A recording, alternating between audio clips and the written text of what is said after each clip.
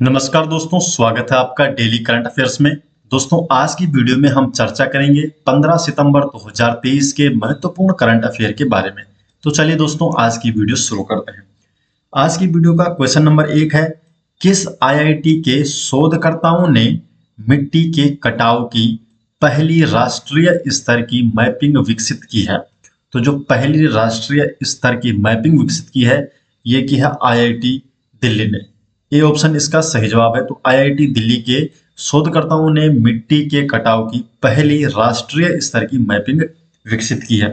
Detail जान लेते हैं। जो मिट्टी के कटाव की जो राष्ट्रीय स्तर पर जो मैपिंग की है आईआईटी दिल्ली के शोधकर्ताओं ने, इसका उद्देश्य है उन विशिष्ट क्षेत्रों को उजागर करना जहां मिट्टी के कटाव का सबसे अधिक खतरा है।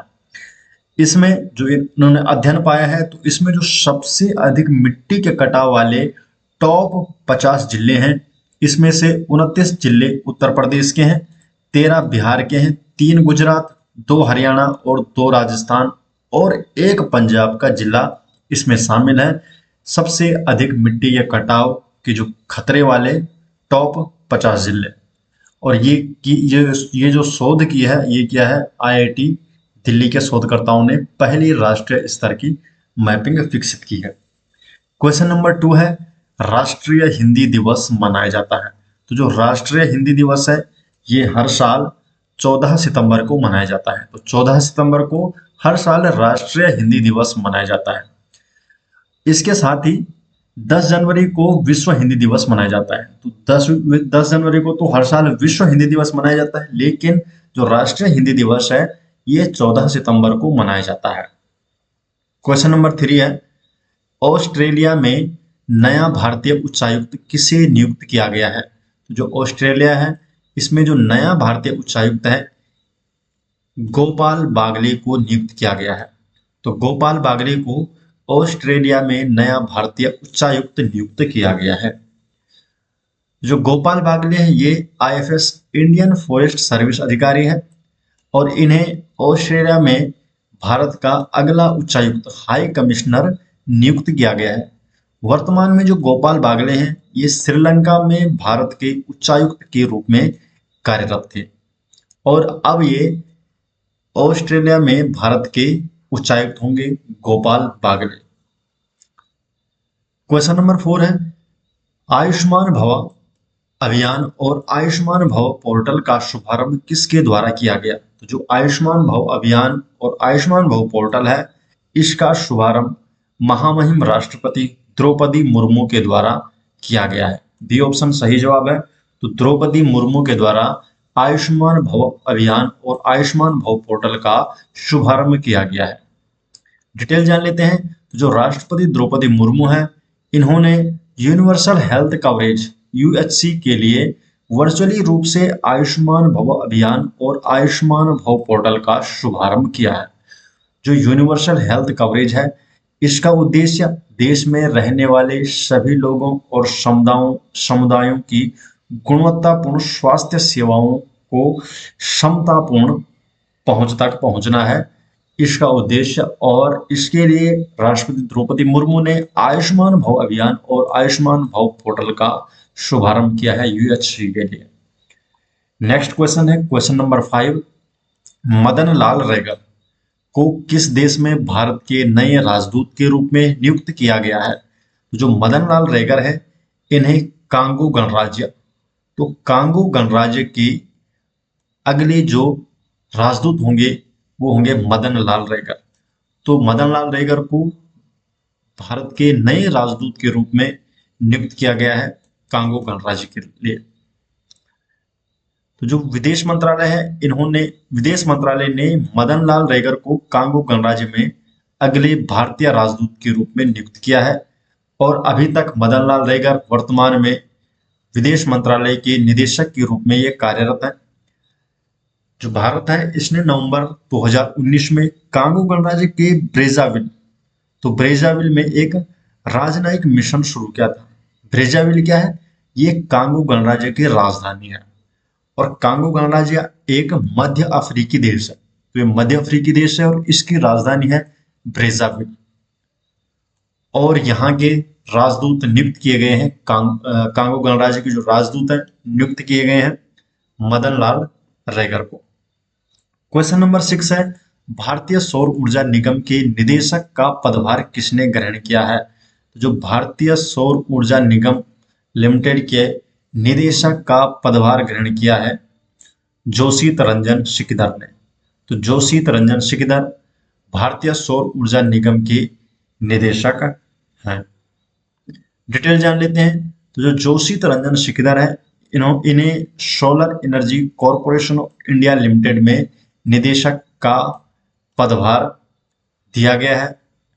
और जो भारतीय सौर ऊर्जा निगम लिमिटेड है, ये भारत सरकार के अधीन नवीन और नवीकरणीय ऊर्जा मंत्रालय के अधीन एक मिनी रत्न कंपनी है। तो जो भारतीय सौर ऊर्जा निगम लिमिटेड है, ये एक मिनी रत्न कंपनी है ऊर्जा मंत्रालय के अधीन। क्वेश्चन नंबर 7 है, किस देश ने परमाणु हमला पनडुब्बी को लॉन्च किया है? तो परमाणु हमला पनडुब्बी किस देश के द्वारा लॉन्च किया गया है? तो सही जवाब इसका उत्तर कोरिया के द्वारा। तो उत्तर कोरिया के द्वारा परमाणु हमला पनडुब्बी को लॉन्च किया गया है।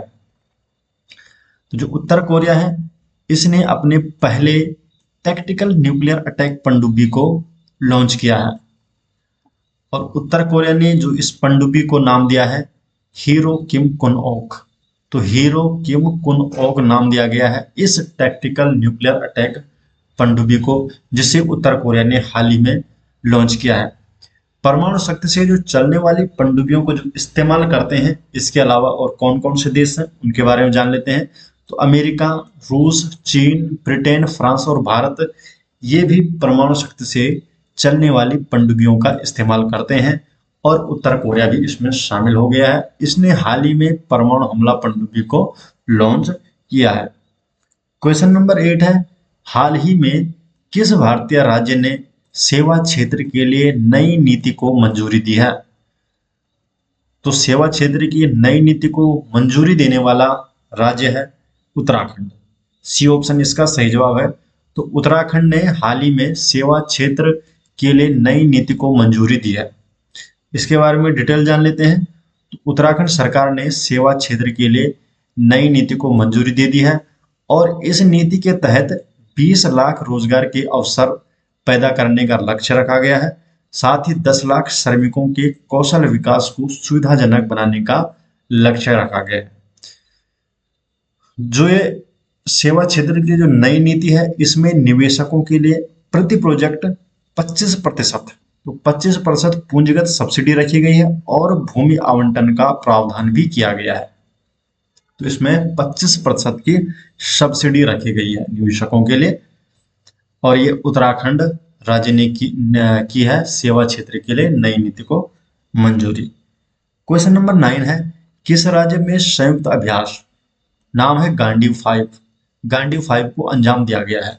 तो किस राज्य का ये संयुक्त अभ्यास गांडीव 5 है? तो यह है उत्तर प्रदेश। सी ऑप्शन सही जवाब है। तो उत्तर प्रदेश जो राज्य है, इसका संयुक्त अभ्यास गांडीव 5 को अंजाम दिया गया है। डिटेल जान लेते हैं। तो मुख्यमंत्री योगी आदित्यनाथ हैं उत्तर प्रदेश के मुख्यमंत्री। इन्होंने पुलिस मुख्यालय में राष्ट्रीय सुरक्षा गार्ड एनएसजी और यूपी पुलिस के संयुक्त अभ्यास गांडीव 5 कार्यक्रम का अवलोकन किया है। और जो गांडीव 5 अभ्यास कार्यक्रम है, इसका उद्देश्य है आतंकवादी हमले, किसी विमान के अपहरण या बंधक स्थिति में कमांडो बल के योजना मापदंडों को वैलिडेट करना। तो ये एक संयुक्त अभ्यास है, एनएसजी और यूपी पुलिस का ये संयुक्त अभ्यास है गांडीव 5 जो एक कार्यक्रम है उत्तर प्रदेश का। क्वेश्चन नंबर 10 है, हरियाणा सरकार ने किसे हरियाणा फिल्म और मनोरंजन नीति के गवर्निंग काउंसिल का अध्यक्ष नियुक्त किया गया है? तो हरियाणा सरकार ने किसे हरियाणा फिल्म और मनोरंजन नीति के गवर्निंग काउंसिल का अध्यक्ष नियुक्त किया है? तो इसका सही जवाब है मीता वशिष्ठ। तो मीता वशिष्ठ को हरियाणा सरकार ने हरियाणा फिल्म और मनोरंजन नीति के गवर्निंग काउंसिल का अध्यक्ष नियुक्त किया है।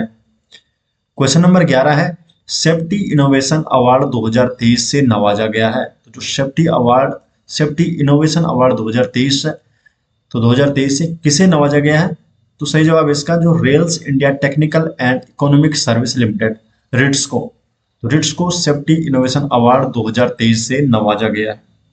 डिटेल जान लेते हैं। तो जो रिट्स लिमिटेड है, इसे अपने संचालन में अभिनव सुरक्षा प्रबंध प्रणाली को लागू करने के लिए निर्माण श्रेणी के तहत सेफ्टी इनोवेशन अवार्ड 2023 से सम्मानित किया गया है रिट्स लिमिटेड को। जो अवार्ड है तो the institute of engineers India द्वारा आयोजित 20वें सुरक्षा सम्मेलन के उद्घाटन समारोह के दौरान ये रिट्स के अधिकारियों को दिया गया है सेफ्टी इनोवेशन अवार्ड 2023। जो रिट्स लिमिटेड है ये एक सरकारी कंपनी है और इसकी स्थापना 1974 में हुई थी। तो 1974 में इस कंपनी की स्थापना हुई थी। रिट्स क्या है? Rail India technical and economic service limited, जिसे कि सेफ्टी इनोवेशन अवार्ड 2023 से नवाजा गया है। तो दोस्तों ये हो गए आज के करंट अफेयर, और ये जो नोट्स है ये आपको मिल जाएंगे हमारी वेबसाइट में, जिसका लिंक आपको डिस्क्रिप्शन में दिया जाएगा। तो मिलते हैं दोस्तों नेक्स्ट वीडियो के साथ, तब तक के लिए आपका बहुत बहुत धन्यवाद।